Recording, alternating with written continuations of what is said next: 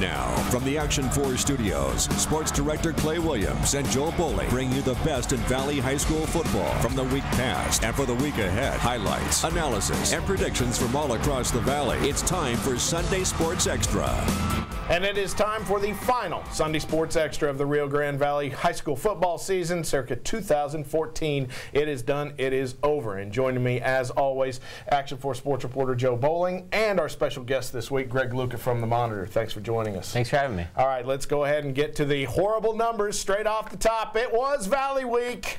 I hate to say it, but it was. 4 games, combined score 192-74. An average score of 48-18, an average 30-point loss in the 4 third-round regional semifinal games. Joe, quick impressions of the week that was. I think we said it best off air. Just when you think that we've closed the gap, a year like this happens. And Clay, I was at 2 of them. I was at 2 of the 4, and play them 10 times. 10 times, I think the results are going to be real close to that. We've got all the heart, we've got all the want, we got all the work ethics, and we have some athletes, but we don't have that many, at least not this year. Greg, the gap between, I know you were at the Steel Wesco East game, the gap between the talent there, pretty large? Oh yeah, it's sizable. My first year here, I was told there's kind of this thing where 4th week San Antonio schools, but you know, really seeing the size, speed, talent, strength disparity was pretty striking early on, and I think it showed in the results. Yeah, it did, and let's go over those results right now. Let's start with Sharyland and Cedar Park, the last hurrah for the 50 seniors who had done great things for the Sharyland team over the years, taking on a Cedar Park Timberwolves team at Hero Stadium in San Antonio. Lance Madden, 19-yard score right here. That made it 14-10 with Cedar Park only a 4-point lead after the first quarter. Looks like that Sharyland is in this game, but then Cedar Park used their twin terrors at running back. Chris Hutchings, Thomas Hutchings. Which one's which? It doesn't really matter. They scored 4 touchdowns between them, and the Timberwolves scored 24 unanswered in the second quarter. That made it 38-10. And then by the time Cesar Chapa hits Manny Campos, it was too little too late. The Rattlers lose 52-24, finish the season 11-2, and now what is next for this Rattler squad going into 2015? Those guys that are going to be vying for those spots were on the sidelines today, and some of them were on the field tonight, and you know, the foundation's been set for them, and you know, it's for them, it's just learning from the experiences that were shown to them by the seniors, and just getting to work in the off season.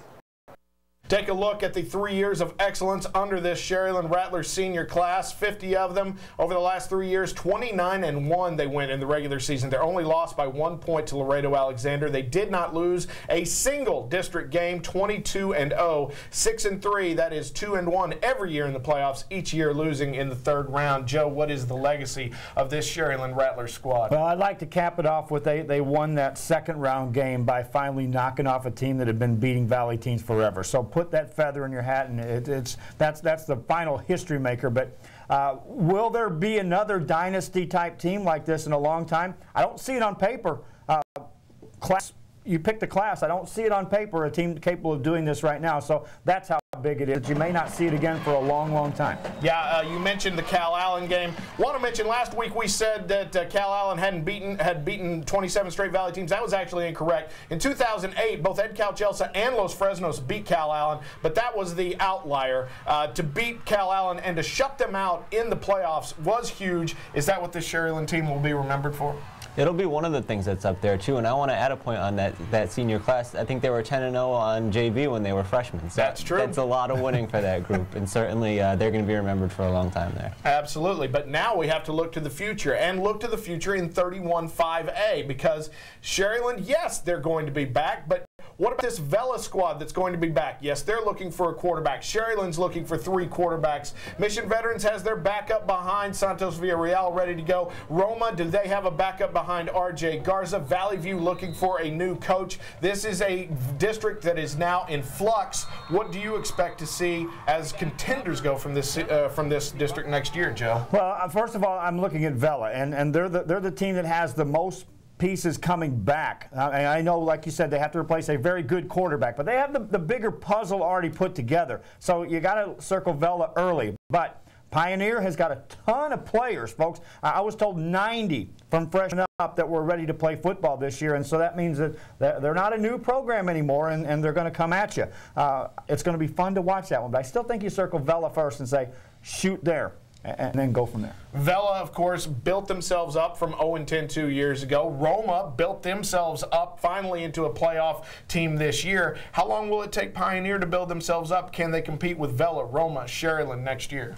I think they probably can. I mean, you have to look at, that's a team that I don't know if they had any seniors playing because of how many of those guys would have chose to stay at Sharyland High.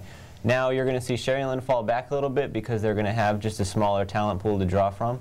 And that means that Pioneer is going to rise up because they're going to have some guys with some experience, and that coaching staff has a year of experience. And I don't know, a lot of things could go their way next year, I think. By the way, the answer to that is one. Pioneer had one senior playing on their team this year. But we are coming right back on Sunday Sports Extra. Going to talk a little bit about Weslaco East and their game with Cibolo Steel. Oh, the Knights put it to the Wildcats, and we'll talk about how bad it was coming up next.